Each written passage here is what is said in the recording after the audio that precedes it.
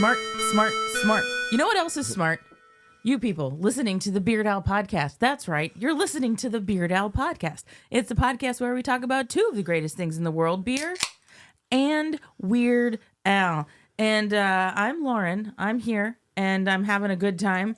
And by my side, willing to roll in again from the living room is Russ. Hello, Russ. Hello.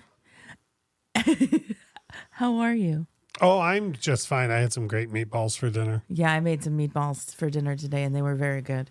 Very good. Two different kinds of sausage and then some turkey. Turkey. Yeah. And with us, we have, I usually talk about having repeat offenders on the show, but Smoke was only here the one time when we had Andy Brack and Other Things Merrill on around Christmas time last year. So this is Smoke's first proper Beard Owl podcast episode. Hello, welcome, yay. Hello, thank you so much for having me. It's just so nice. I got like so much room in the studio with you guys. I mean, not being here with a bunch of people this time. I know, because what, you're sitting in the studio where you record your podcast, and it's usually a room packed to the gills with other human beings. Usually, so I like this little intimate thing between us. Yeah. Now. This is nice. Having you guys right there. It's like, oh, this is cool. Yeah, yeah. So, why don't you tell the people listening to the Beard Owl podcast about your show? They've heard us talk about it. They've heard your bumper ads in the middle of our show, but give us the first-hand elevator pitch. The first hand. All right, let's see if I can do Aaron justice here. We are a British-inspired panel show that plays games for our entertainment and hopefully yours as well. You can play along at home with most of our games. And sometimes we even do special guest appearance games, which we have Lauren and Russ from Beard Owl and Infectious Groove on. We have them on multiple times because they are so much fun to play games with. Yay! So it's just every week, come out. We hang out on Thursdays. Come and listen. It's fun. It's free. It is fun. It is free. And as somebody who I wish I could say podcasts for a living, but I don't. But as somebody with my own podcast, there is some parts of the podcasting game, I guess, that can feel a bit like work. And us going on to hang out on your show never feels like work. There's two guest spots that I always look forward to. Anytime we are booked to go on BFYTW and anytime we're booked to go on Docking Bay 77. Yeah. Yep. They're both fun times. And then I don't go on any other shows because I don't enjoy being on any other shows. Yeah, exactly. Aw. So, well, yeah. thank you so much. Yeah, thank you for being here, Stevie. Like when I put out the call for people to talk about tracks on Dare to Be Stupid, you jumped on Yoda so fast. So fast. And I know I've got some background information and stuff that I definitely want to talk about with this track, but I gotta ask, why did you jump on Yoda so quickly? At the time, I was a huge Star Wars nerd. So when that song came out, it hit me like to the core, and like it fed both my nerd likedoms because like it had the Weird Al parodies that I love and I've already been accustomed to. And then you're throwing my Star Wars stuff in there with it. And it was like two of the best things right away. I'm like, we got to talk about this. Yeah, I love that. I love that so much. So before we talk about what we all love so much about this track, it's always been interesting to me, like how and when Yoda as a song sort of came to be, right? Because the song came out in 1985 on the Dare to Be Stupid album, like so far removed from the original release of the original Star Wars trilogy, right? And so far removed from the original release of the Kinks song Lola, which it parodies. So it's just there, right? And so I always wondered, like, why didn't he put this out sooner? Like, what happened with this? And so the song was originally written in 1980, right around when Empire Strikes Back came out, okay? And Al originally recorded it with just him on the accordion and our friend, musical Mike Kiefer, blowing milk bubbles and making hand sounds, which is that's what he's famous for, is the hand farts, right? And he recorded it on a 4-track cassette. And that's the version of Yoda that hit on the Dr. Demento show. Okay? And it was just like a thing that was part of Dr. Demento show lore. Okay? And then the thing with Al, as we all know, and I think one of the things that's the most amazing about him as a person is that he gets the correct permission to do the stuff that he needs to do, right? And so which yeah. I know no one that listens to this show is probably under any misconception, but it is wild to me that continues to be a misconception, that people think that you have to have permission for a parody, and you don't. You can do whatever you want to. It's just this guy's a nice enough dude to where the reason why we didn't get the Paul McCartney one, the reason why we didn't get the Prince ones is because he was just like, okay, I respect you as an artist, you know? Mm-hmm. And actually, when I mentioned Prince, that reminds me too, when Prince passed, so I forget who it was. Somebody was interviewing Al and they were like, oh, well, will we get those Prince ones now? And he was like, no, like while he was here, he made his position clear on that. And like, so now we're done with that, mm-hmm. You know, which again, like, but he could though. He could have just put out a whole record of Prince stuff and been like, buy this. Yeah. You know? So anyways, that's a misconception. People think that you have to have permission and you don't. It's just that Weird Al's just that nice of a dude. Yep. Yeah. He's an actual gentleman in his craft. You know, it's kind of nice to know there's some integrity in an industry that has so much sleaze and stuff, you know. Yep. Not parody, but, you know, music in general. Of course. You know? Yeah, that sleazy parody industry. It's so sleazy, man. You get into that parody world. Let me tell you. All those polka parties. Yeah, all those dirty polka parties. So now with the song Yoda, then you've got two things that you need to get cleared before you can put this out properly, right? You got to get it cleared with George Lucas, and you got to get it cleared with the Kinks. And Lucas eventually gave Al the permission to do it, but Lola's publishers turned Weird Al down. Okay? What? And we may never have heard Yoda if Weird Al didn't have a chance encounter with Ray Davies of the Kinks, who wrote Lola. And Weird Al was just like, hey, why did you say no to this? And Davies was like, nobody asked me. Go ahead and do it, man. Yeah.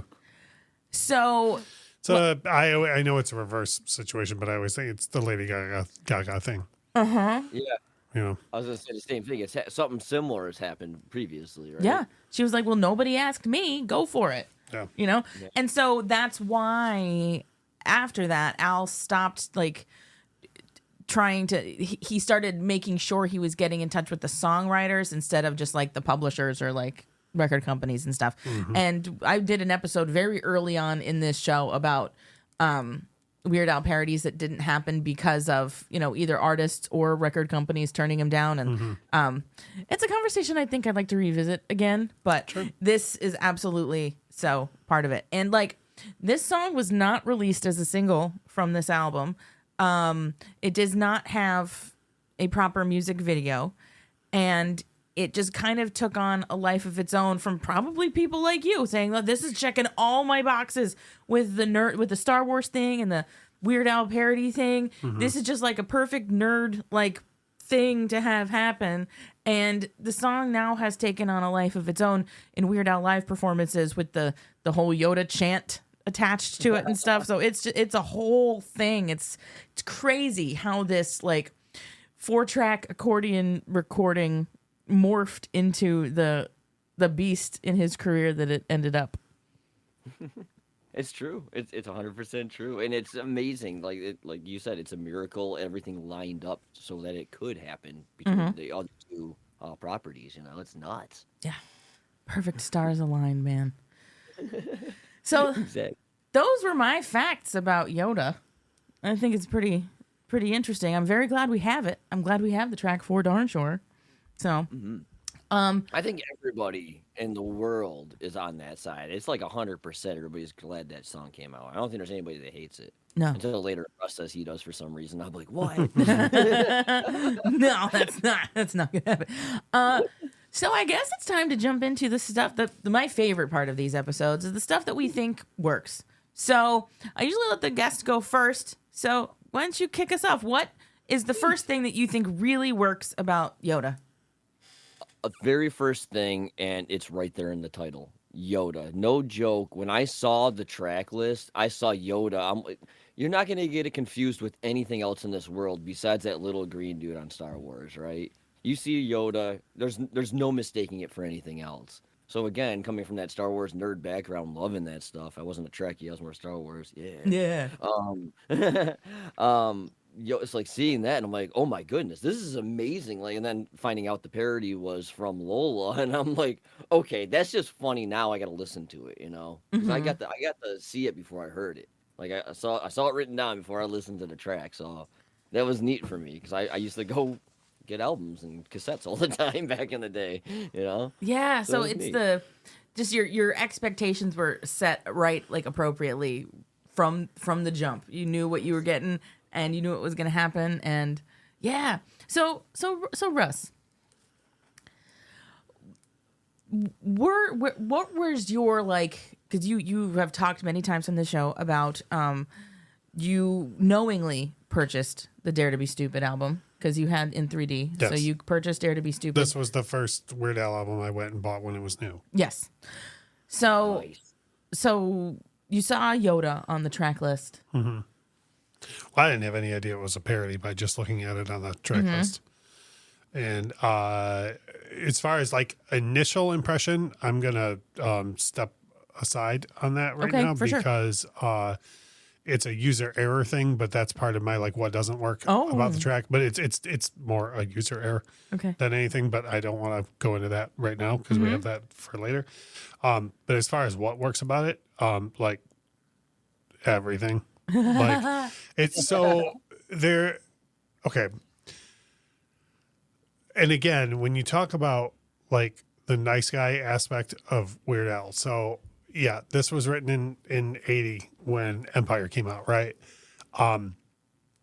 Empire Strikes Back has, and this is not up for discussion, has the biggest reveal in the history of cinema. Like, and I will not entertain opposing arguments. Like Vader being Luke's father is the single biggest reveal in the history of cinema.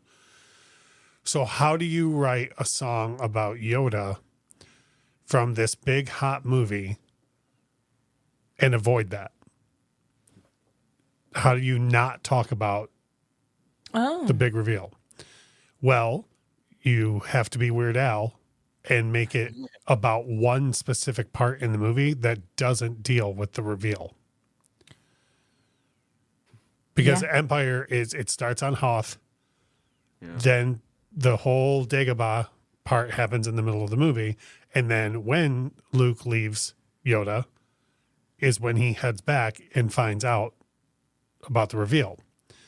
So the only way to do this song without revealing the big huge plot twist, which would be a dick move, like to even 5 years later.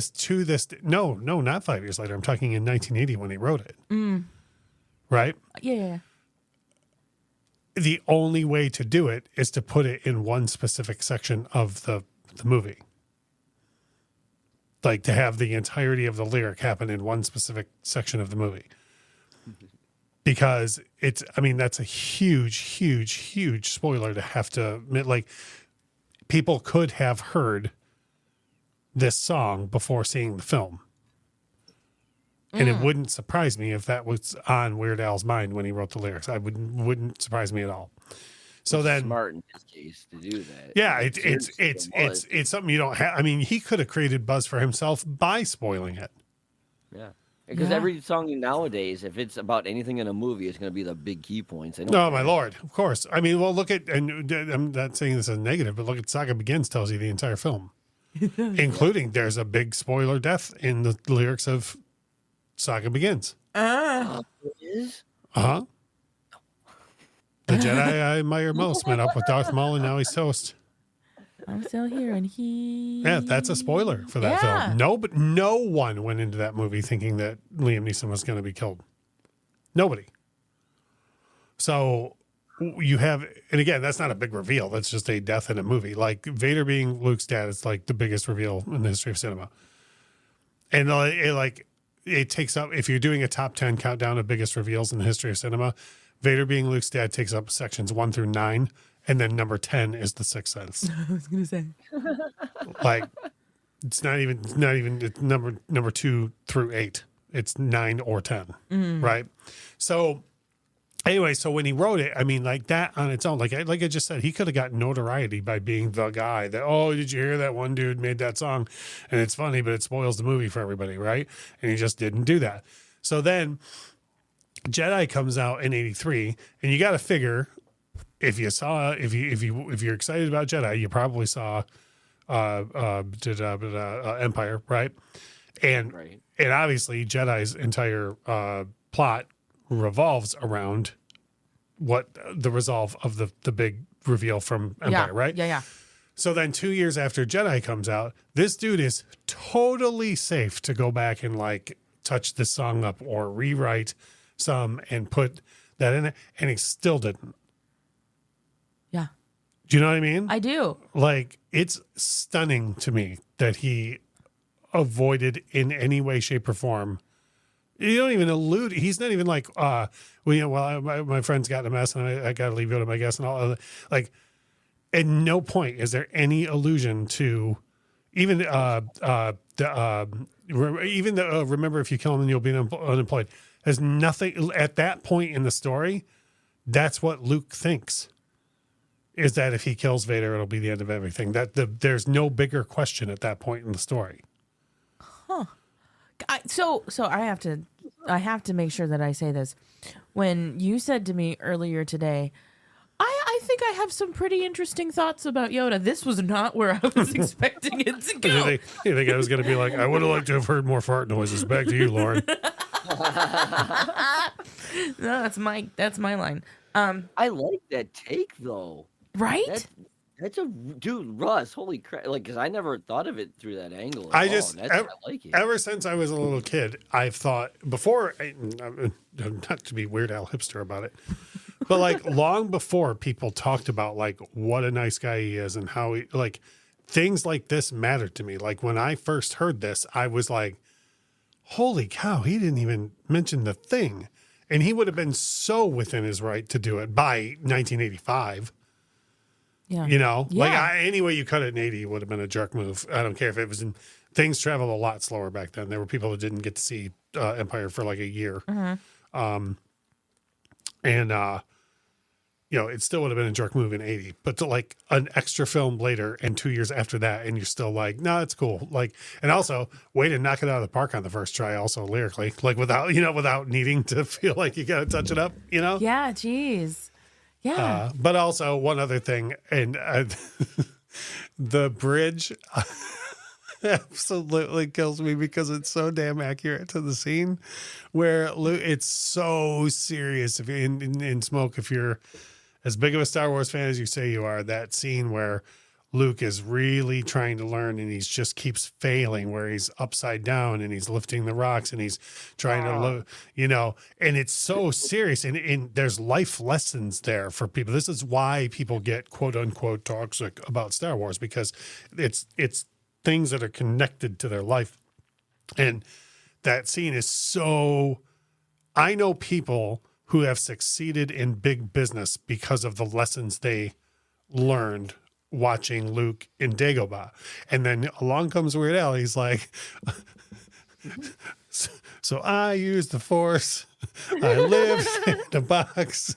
I lifted some rocks while I stood on my head. And you're like, well, yeah, that's that whole 10-minute stretch of that film that just like knocked down to that like a little bit there. Oh my I God. remember watching Empire for the first time after I heard Yoda. And when that scene came up, I was like, Like, you know what I mean? Like, I was like, oh, here it comes. He's going to do the thing. Whereas, like, before that, you could always hear a pin drop. Like, anybody was watching it. They were like, Yeah. oh, look, this is serious. And Luke's going to learn, you know, and Yoda's like, you know, going to really. And then the first time I watched Empire after I heard Yoda, it's like the room's all quiet. And I was like, like, guess I knew. I'm like, oh, he's gonna do this. He's gonna be on his head. He's gonna lift a box and some rocks, and it's gonna be funny as hell. That's amazing. So that's so interesting. Like, and so here's me. Like, I'm absolutely certain that I heard this song before I saw Empire Strikes Back. Okay? Just the timeline of my life. That's what makes sense. And so I never approached that scene with any sort of reverence because it was always Right, it's a time and place. Right. So now this is very literally, oh my God, I just put something together in my brain. Have either of you seen the bad lip reading Seagulls, where it's a bad lip reading of that scene? And it's a song about Yoda being really mad about seagulls. No, but I'm sure it's fantastic. It's fantastic. It is catchy as heck. And the only reason this popped into my head was because I was listening to a Weird Al playlist on Spotify yesterday while driving around, as I do. And the playlist ended. So then Spotify started feeding me other comedy music. And Seagulls popped up. And I was like, oh my God, I forgot all about this. And I listened to it, you know? And then I got back to work and I pulled up the video and I was like, oh my God, it's that scene. And now you talking about how, like, no, this was a very reverent scene. Like, people took this very seriously because of the lessons taught in it. And like, absolutely. And then here comes Weird Al being like, I lifted some rocks. I mean, yeah. And again, and it's not, he's not making fun of the scene. He's just matter of factly saying very what matter happened of in fact. the scene. Yeah. And so I feel like it's that take that probably gave the bad lip reading people like made them feel like they had license to say, let's take this and make that even stupider. So No, that's great. And I feel like this is a spoiler too. I'm gonna cut in on you really quick because you guys keep talking about that scene, and that was gonna be like my next thing to Go bring for it. up was like, yeah, the pick up the box and all that, dude. Because I love that part because it again, it's like practically scene from, or like word from scene, you know. It was like perfect, and I love that because it's just like, oh, it brought more of the movie right to me again. And it's like I can see that happening as I'm listening to his lyrics. You know, I loved it so much. so now I don't Star War as deeply as some other people. Right. So my question then is, in order to do Jedi things, in order to use the Force, does one need to free one's mind of other thoughts? Well, now we're back to Star Wars fans being toxic. Because, wait, in which Star Wars? Lucas Star Wars or Disney Star Wars? Lucas Star Wars. I'm Lucas talking about Star this. Wars, We're yes. Lucas Star Wars firmly, is, Lucas Star Wars, the Force is a very Zen yoga type thing. It's a unifying thing where, for example, to accomplish something together, you and I would not have to necessarily clear our minds. We would have to be of the same mind about something. So you'd have to be just very focused on that thing. Right. Whereas Disney Star Wars, if you're a child, you can just move a broom with no reason whatsoever at the end of a very terrible movie. Yeah. Yeah. So Disney magic. yeah. Well, you know, that's crazy. But to that point, then, in Star Wars lore as it existed at the time Al wrote these lyrics, like, yes, that's a very rote, literal interpretation of that scene, but that's also now, and like, if that's how the Force worked, that's literally all that would have been in Luke's head at the time anyway, right? Like, you know, so I used the Force. I picked up a box. He would just be, I picked up a box. I picked up a box. I picked up a box, because he has to be so focused on it in order to force it. Yeah. So, Yeah. Yeah. I don't know, man. I don't know. I like it. I don't know how the Respect Force works. I don't know. I don't know. If I did, man, I would be doing way less walking than I do now. That's Yeah. all I can tell you. Right. Yeah, And for so sure. many more practical jokes. Whoopee cushions everywhere. That's great. That's great. Yeah, I mean that bridge is so perfect. Did you cover everything you wanted to cover, Russ? I believe so. Well, I mean, I have some other things I can. We don't typically do like a wrap up of points and stuff, right? It's like what works, what doesn't, then the rating. We got Okay. more. Okay. Keep talking. Yeah, We're I gonna got continue. Yeah. more, I got more stuff that works. Sweet. Before I get into the We can couple have things conversations about it. and actually I'm going to read these out of order. First of all, me personally, I'm glad this didn't come out in 1980 because I have gone on record on this show several times as saying I mega loathe the production on the first record, and I adore the production from in 3D on. And no offense to the hand fart guy, but like I want this to sound more like the original song. Like, you know how I feel. Like the difference between Another One Rides the Bus and the Brady Bunch is gargantuan in production. Yeah. And I would like this song way less if it was on the first record. There's a ton of stuff on the first record I like way less because it's on the first record. I will just support your comment there with a quote from Weird Al Yankovic. It's kind of a backlash from the first album where we had accordion on everything. It just became a little overwhelming to me. It's overwhelming to me as well, Alfred. Second of all, this is Weird Al predicting the future with one single lyric in the entire song, which is the long-term contract I had to sign says I'll be making these movies to the end of time. And I'll be playing this part till I'm old and gray. You sure did. You have to remember this was written when Empire came out, so everyone knew, like, there was no surprise. Like, everyone knew Jedi was coming. Like, everyone knew there was going to be a third Star Wars movie, okay? But when he released this, Jedi had already been released 2 years before, and everyone, and I mean everyone, assumed Star Wars was never being continued. Fast forward to 1999. No, that because that's before Luke wouldn't be in That's true. the prequel. Yeah, His pappy was, but as a small child. that's fair. His pappy was. But when did Awakens came out in 2015, 2016? Something like that. Whenever Force Awakens came out, here's Luke, old and gray, And grumpy. playing. Don't even get me started. So it's hard now because everybody has seen all of this happen. When that song came out in 85, no one was like, oh yeah, because there's more Star Wars movies coming. Like there was never going to be more Star Wars movies. So in one line, he said a thing that waited like 20 years to be true, or 30 years to be true. 30 years. Yeah. Dang. And then the last thing I'm going to say, this is probably the most controversial thing I'm going to say on this, because even the stuff I have that doesn't work about this track is user error on my part. Okay. This song is far better than Saga Begins, and I'll fight someone over that. Oh, so yeah, you know what? You're giving me an idea that I'm going to execute at some point on this show. I would love to have a very organized, very formal Yoda v. Saga Begins debate, like with actual debate rules. Okay, then can we do Eat It versus Fat? Yeah. Okay. Oh, maybe that's the next series that happens on the show. It's the debates.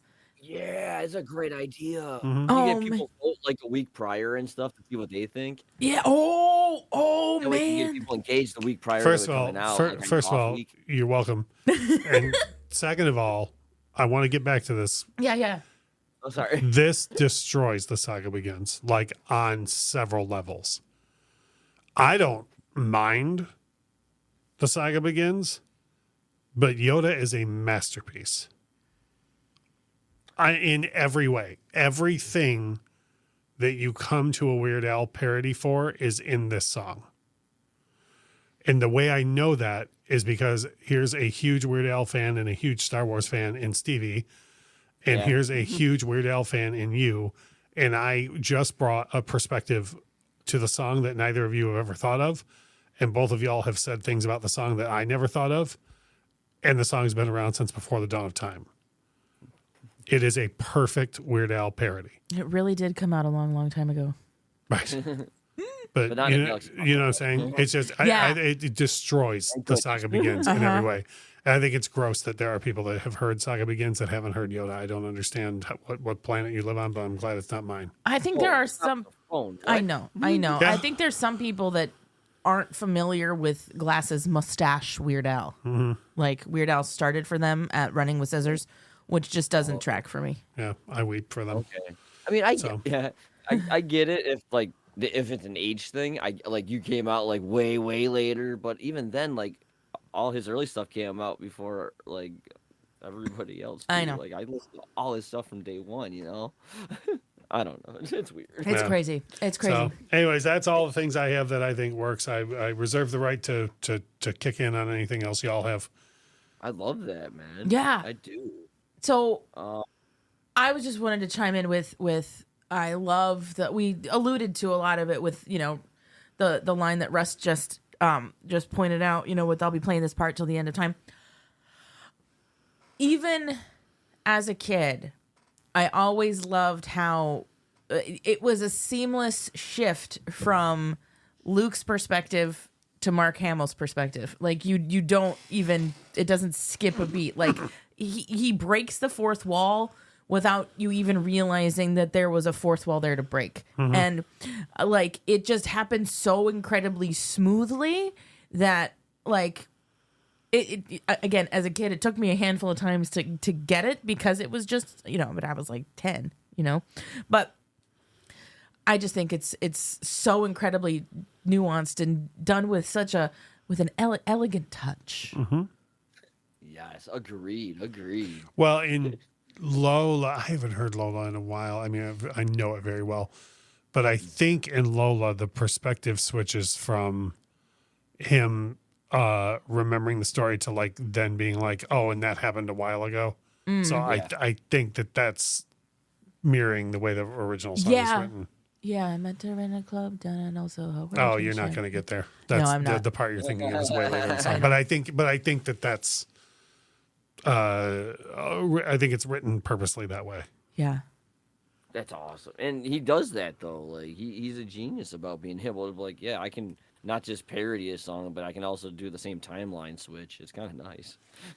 There's so many little things that he does like that in songs where the spirit of the original is there in a way that you don't expect in the parody, and that's so incredibly cool. And like on a musical note, the cross harmonies in this are so spot on. Like if I'm singing along with Yoda in the car, like I have choices. Yes. You know, like am I going to be here? Or am I going to be here? Can I jump around? I think it's magical.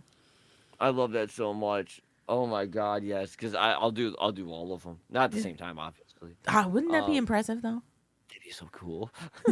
I gotta mention something about this before I forget again, because I thought about it earlier and forgot, and I said the other thing. So this still counts as part of the song. Yeah. But it's his live performance of Yoda.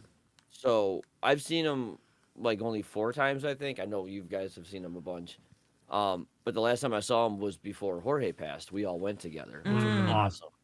And it was at University of Buffalo. Like it was great. He's doing Yoda, and they go into like the little chanting thing for a little bit. Yeah. And he goes back into Yoda, and then he's going on longer. And I'm like, this is odd. And he ends up like throwing the microphone to people in the audience, and then the audience members are singing it. Like his showmanship. Like I mean, I've seen a lot of people in concert. He's by far the best. Not only all the costume changes and everything, but he puts his all. And it's not just into like, oh, he puts his all into every performance. No, he puts his all into everything. Like every single song, every minute he's on stage, he's entertaining. And not to say that his other guys aren't, because they are as well, obviously. But when he does things like that to make the audience participate even more, it's like, no, you're forced to sing. Here's the microphone. Sing the song. Like it was just so cool, and I love that about him. You know, he really brings you into the performance. He so totally does. Not to derail too much, but with the size venues that he's booked into for this next tour, Oh my gosh. I mean, these venues are 2 and 3 times larger than he's ever been booked into, and I feel strongly that a lot of people are gonna find out. Like, I think there is going to be a lot of people over the next year being like, "Have you ever seen Weird Al?" Because holy crap, like, you know what I mean, like that type of thing. And it's fun. It's fun because you get to be the ones to be like, you know, yep, sure have. You should have been here the whole time, but welcome in, though. I mean, like the first time I saw Weird Al was at the small concert amphitheater inside Hershey Park in Hershey, Pennsylvania, where you didn't have to buy a ticket to the show. You just had to get into the park and then go. He was just there, right? Well, I showed you pictures of where he usually plays in Detroit, in Michigan, Southeast Michigan, compared to where he's booked for this tour. I know.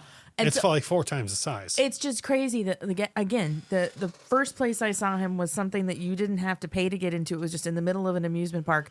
To next year, he is playing Madison Square Garden. Yeah. Like, it's so magical, and it's just so beautiful. Progress on top of that, too, because you get to see him at these small venues. We did it here, too. I was in middle school, I think.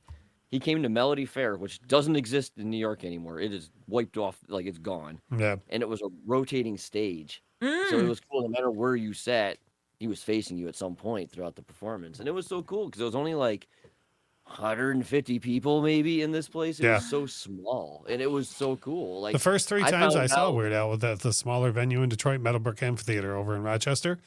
Oh, the first 3 times I saw him was free. They were still papering the small show. Like, you know what I mean? Like, it was like any gas station you walked in around there was just stacks of tickets for like however many shows. You know what I mean? Yeah. And there always were Weird Al tickets for free. You know, and now he's gonna. I'm assuming sell out Pine Knob, and you know it's awesome to see. But I didn't mean to derail too much. But when you were talking about how much he puts into the live show and. I really feel like a lot of people are going to leave this tour going, holy cow. Like, I think they're going to realize that you're paying so much money to see all of these other artists when you could just see them all at once in one night. Yeah. Yeah. And have the guy that's putting the show work way harder than all of them put together to put the show on. 100%. He's just so amazing. If you don't mind my asking, do you remember what tour it was the last time you saw him when he was like doing that? Was it with the orchestra or was it before that? No, it was with his band. Okay. Because at the end of it, he was introducing everybody, and then he was introducing one of them. He was like, and our rookie, who's been with us for like Ruben 40-something or something, whatever years it was. Yeah. I always laugh. Him and Garth Brooks are the same way. Garth has the newest member of Garth's band joined the band in like 94 or something like that. And he's always like the new guy. You know, and Al, because Ruben came around, 96, 97? Yeah, right after. But Weird Al's kind of always the same way. He's like, and this is the new guy, you know. I love that. So I think it was like 2020. It was pre-COVID, 2018. For a Mandatory Fun tour. Mandatory Fun was 14, 15, 16. Yeah. So that's probably what he's thinking. Yeah, strings attached would have been maybe 18, 19. Yeah. Anyway, if there was no orchestra, then it was Mandatory Fun. Yeah, well, anyway. Definitely no orchestra. Okay. I remember that. Anyway, this was great. But yeah, Yoda's awesome live. I'm looking forward to seeing it again because that's what he always closes with. Super exciting. Well, this new tour, bets are off for this new tour. So. Oh, that's true. I wouldn't guarantee it as a closer. I'm not going to count on anything anymore. Nope. Amazing. Anyhow, I think it's time to throw it over to an ad break. And now that election season is over, there's no risk of any of these being a political ad. Even though I have the political ad option off, they still slip their way in somehow, but they won't anymore. Okay, here's some ads. Hey, I'm Pantsless Aaron from the BFYTW podcast, here with my buddy Stevie. Hey, what's up? And Augie. Hey. And we're here to, first of all, categorically deny the rumors going around that all we've been doing lately is copying other podcasts. This is categorically untrue, and we deny it completely. Having said that, please continue to enjoy the Beard Owl podcast.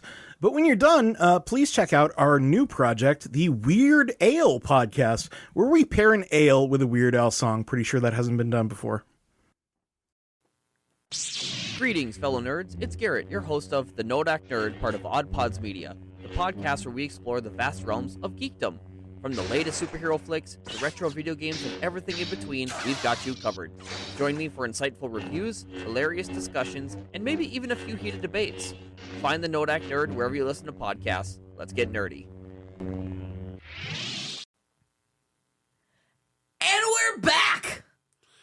You know, one quick note about political ads, and this isn't anything to pick either side. Political candidates don't care anywhere near as much about you as you seem to care about them. I just want to point that out to everyone. Yeah. So please stop. Please stop yelling at your friends and family online. Please stop disowning people over who voted for whom and whatnot, because I assure you, no matter what side of the fence that you're on, those people don't care. They're not disowning their friends and family over you. So just thought I'd point that out. Thank you. Please keep that in mind in 4 years. This has been a moment of zen with Russ. Yeah, since we've just finished the latest cycle of the media forcing all of us to hate each other. Word. I straight up just stopped watching everything. Dude, I'm like, don't even my get me school's started, man. starting. I don't need You to be know, on TV. I'm heavily on Facebook, which probably says something about my age because, like, I guess old people only use Facebook now. But so I heavily use the hide all function on Facebook, and when I say that, people always think I mean friends. I don't mean that about friends. What I do is, okay, so like, if I'm friends with Bill on Facebook, and Bill posts, reposts stuff from Republican guy believes in you.org or whatever. I just hit hide all from Republican guy believes in you.org, right? Like I do that for sports too, because I don't believe in sports either, right? So like I have a friend of mine that is in the Philadelphia Eagles. Lauren's mom is into the Raiders, and I have hidden everything from both of those teams that you can hide. But my thing is, the reason why I hide that stuff is because I would rather hear what Bill, if Bill had a sandwich today, that's what I want to hear about. Not like someone else's opinion that he reposted. Do you know what I'm saying? Right. It's why, with music, I don't do that. You notice I never, like, if I had a thing to say about Weird Al, I'm going to say a thing about Weird Al. I don't go find like a spin article and post it and go, yeah, what they said. You know what I mean? Like I feel like Walter White's like, I am the one who makes the opinion. Like, I don't need, you know what I mean? Like, I don't need a spin to tell you what I think. Yeah. You know what I mean? Mm-hmm. So that with socials, that's how I feel. I'm just like, just talk about your own thoughts and stuff, please. Your shit. Yeah. Well, and when you said that, Stevie, like you don't watch anything anymore. Do you know how much Game Show Network and stuff I watch? Like, you know what I mean? I just want to enjoy. I just want to take things in and not have. And it's like Lauren knows I can't even watch like SNL because it's like you guys, you got to stop bringing up politics every 2 seconds. Like, there are things to be funny about. I assure you. You know? Right? It's like everybody else does it. You guys, well, not everybody else does. Everybody's doing the same thing right now. I know, but it can be done. It's like it can be done, and you know who's really good at it to bring it back. Remember back in the day when people voted, it was like behind a curtain and nobody said shit about it, and they found out at the end when they added all the shit together. Yeah. Let's go back to that. Augie and I were talking about that yesterday. We were driving around. I'm like, why can't we just go back to people shutting the fuck up? Yeah, it was. When I was a kid, you didn't talk about two things at parties: religion and politics. That's right. Yeah. And social media is one big party, and that's all everyone wants to talk about is religion and politics. Having said that, my bad for taking us off the rails. You know who's really good about talking about neither religion nor politics, unless you count the Force as a religion, which many people do. Well, yeah, many people do. It makes you not have like like marriages and stuff, too. Right. It's just religion. You can't be married. We don't want more people Right. to follow our stuff. But Weird Al is Weird really good Al. at those things. Yeah, so speaking of, And he did a song called Yoda. he did do a song called Yoda. I And remember that song. yeah, right? And speaking of us formulating our own opinions and talking about them, now we're in the portion of the show where we talk about things that we think maybe don't necessarily work so well about the song. And I know for a fact that Russ has thoughts. Stevie, do you have any? It's difficult because going into this, I thought I did, and I don't know. Like going through the lyrics again, I really don't have any issues. Like the fourth wall breaking, which you already mentioned, which is great, and I love that because it does just show how Weird Al can like bounce from one end to the other very easily. Yeah. Well, not easily, but uniquely, I should say. But I mean, I don't know. I have nothing because he's parodying Lola, which has already got the weird transitions and stuff. Mhm. And I don't know. I when I'm listening to it in the car, we'll go with this. When I'm listening to it in the car, sometimes the Yodas go on too long. But when I'm watching him perform it live with everybody, it can't go on long enough. Oh, that's Does that beautiful, sound- man. I don't know. It's hard to really explain, but that's how I feel, you know?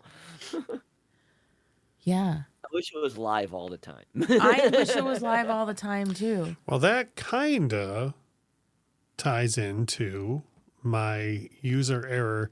Well, my what doesn't work / this is probably user error. So there's a very famous live version of Lola by the Kinks. Like if you go look up Lola on streaming, the live version will probably come up first. It's like I Want You to Want Me by Cheap Trick. Yeah.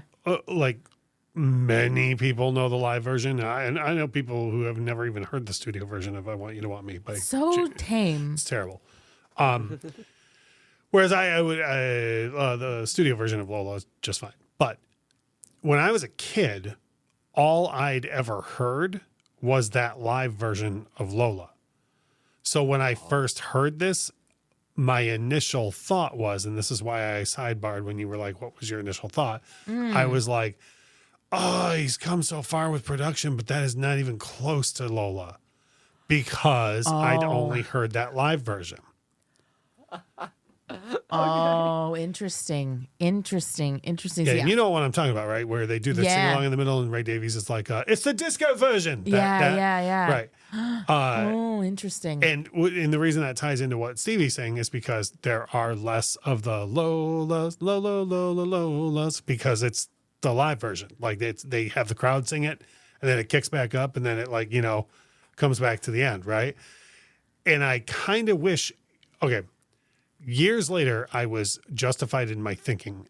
When I first heard this, I thought, well, damn it. I wish he'd done the live version. And people would normally argue, why would he parody the live version? Like, that's kind of dumb to parody a live version, which I would say was was a valid argument until Alimony came out on even worse. And there are two versions of Moni Moni by Billy Idol, the inferior studio version and the far superior live version. And Weird Al parodied the far superior live version of Moni Moni. So I just wish he had done that with Lola, with Yoda. I guess my query, and maybe I don't know, when did that Kinks live version? It's like 77, 78. Okay. Yeah. No, it was a known thing. It was like a known it wasn't. thing. Yeah, it didn't happen after After. Yoda was written. Got it. But anyways, I mean, in years, it was like 5 years after this that I heard the studio version of Lola, and I was like, so he didn't miss the mark. I just had never heard that. That's my bad, But like, I still kind of always wish that he had done that live version. Yeah.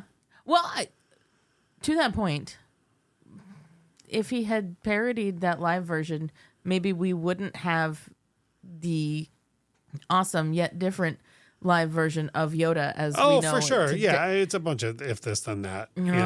It just, and I'm probably the only person on earth who hadn't heard the studio version of Lola prior to hearing Yoda. Yeah, it would just be interesting to know if something like that happened in a parallel universe. Yeah, there you go. So yeah, I mean, it's and like I say, it's not even a thing that doesn't work, but when Stevie is saying, "Hey, I'm searching for something to say that doesn't work," and one of the things is, "Oh, there's probably too many." Yeah, it's because the studio version of Lola has too many Lolas in it. Yeah. And the live version, they knew to be like, "All right, that's enough of that." Even with the crowd sing along, there's less. Yeah. Oh, for sure. So, that's a good point. So for me, I like that at least on the front side of Dare to Be Stupid, what doesn't work about this section tends to be user error kind of things. Oh yeah, for sure. When we get to side 2, the flip side of Dare to Be Stupid, we're gonna have It's gonna be much longer discussion. It's gonna be much longer. Yeah, the first half of the show is gonna be way shorter, and the second half of the show is gonna be way longer. I'm just preparing people for what that's gonna be. Anyhow, for me, I think I very easily get burnt out on this song because it shows up on every Weird Al playlist that you can find online. If you just kind of want a random mix of Weird Al stuff, this is going to be there. It's obviously in every single concert. It's just, I've heard this song so much that there will be swaths of time where I skip it more often than not, simply because I'm just like, I've heard this so much. It's Paradise City. Yeah. It's the same thing where I've heard Paradise City 1 billion times since I was a kid. Plus, I've seen GNR a million times, and every GNR concert since 1988, they've closed with Paradise City. Yeah.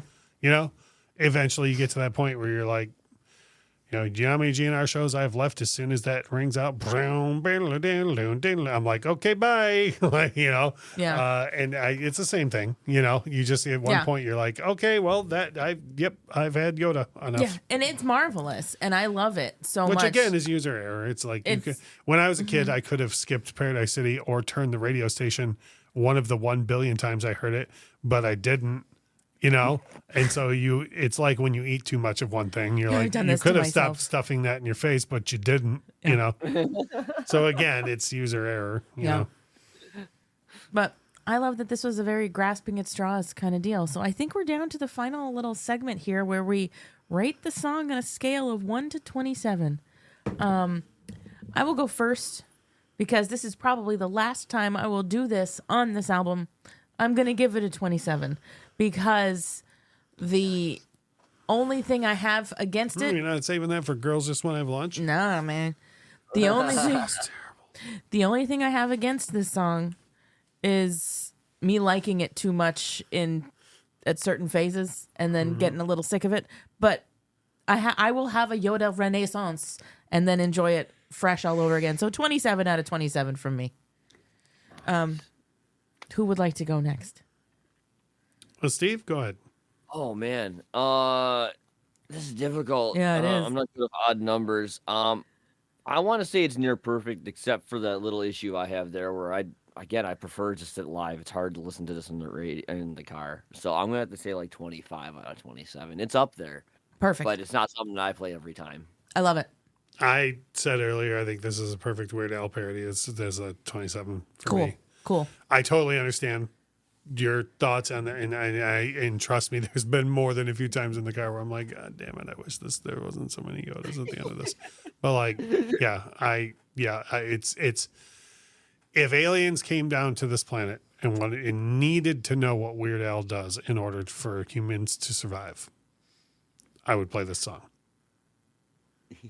Oh, and then I would play the studio version of Lola instead of the live version, so they understand. So they would make because the aliens have probably heard the live version, so they I would imagine. I'm pretty sure everyone has. We don't understand. That's beautiful. Gentlemen, what a lovely conversation about a lovely song to close out side 1 of Weird Al Yankovic, Dare to Be Stupid. That was wonderful. Thank you so much for this. This is great. And what a way to do this. This is cool. Yeah. I'm going to do everything in my power to not appear on side 2 because holy cow, do I not like side 2. Well, I've got like 3 empty slots, so unless I fill You know them- why? Yeah. Because side nobody 2 wants is to talk about side terrible. 2. We should do 5-minute episodes for those 3 slots. Oh Be my like- God. Well, one of the slots is 2 songs lumped together. be So like, what works about this? Nothing. What works? What doesn't work? Everything. Yeah. Okay, well, this has been the Beard Owl Podcast. Peace. So what do I have coming up next? Have the nerve to put an ad break in it. I have to. No, I know. I'm kidding. There'll be more ads than episode, right? Yeah, I watched a YouTube video of that the other day. I watched a reviewer do a 6.5-minute review of a movie and had a 1.5-minute read ad, not like YouTube put the ad in, like he read the Oh my gosh. ad, and I was like, dude, your ad read is a third of this review. But anyways, wild stuff.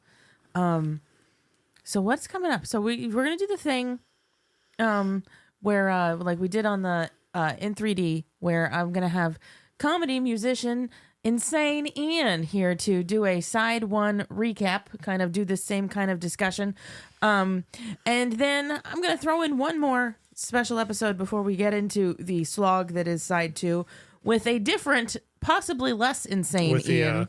With the opportunity that is side 2. Yeah, with the opportunities that are there. Side 2. We're gonna take a little UHF break with They got UHF. They got it all. They do got it all. Yeah. Pop culture illustrator Ian, friend of ours from the Roosevelt's shirt designer and pop culture aficionado. Yeah. I'm assuming. Yes. I'm Ian, different Ian, less insane. And maybe, I was gonna say he'll have to speak on his. on behalf of his insanity. Yeah, we'll see. But yeah, I'm gonna have 2 Ians in a row. It'll be very interesting. Oh boy. Thank you very much. Wait, what if one of them's Ian? I don't think it is. Oh my God, it better not be. I don't know what I'll do. You should reach out and see. I bet it's not hard to book Ian Ziering. You Oh my should God. totally try for 3 in a row. Don't threaten me with a good time. Challenge accepted. If he just wants to talk 90210, I can carry the whole episode. Oh my God. Okay. We'll see what I can do. I'll have some people reach out to people. Anyway, this has been the Beard Owl Podcast. feel like I need to mention I have been enjoying a Terrapin Beer Company Depth Perception Imperial IPA. And I went with Depth Perception because, I don't know, it felt like the Force. Why not? Okay. It was in the fridge. What do you perceive? Okay. I'm making it. It's a stretch. It's a stretch, all right. It was either that or one of those gummy IPAs, but I'd had all of them. You get the TIE Luke's TIE Fighter was in the depths of the Dagobah swamp. Okay. There you go. There we go. Nice. Yoda pulled it out. He did. He did. A starfighter. Yeah. Anyway, this has been the Beard Owl Podcast. Have a great day, great weekend, great life, and we'll come back at you You live in next. Jacksonville, Florida. You just did the most Minnesota sign off ever. You're like, this has been the Beard Owl Podcast. Have a great day. Okay, everybody, we're done here. Bye.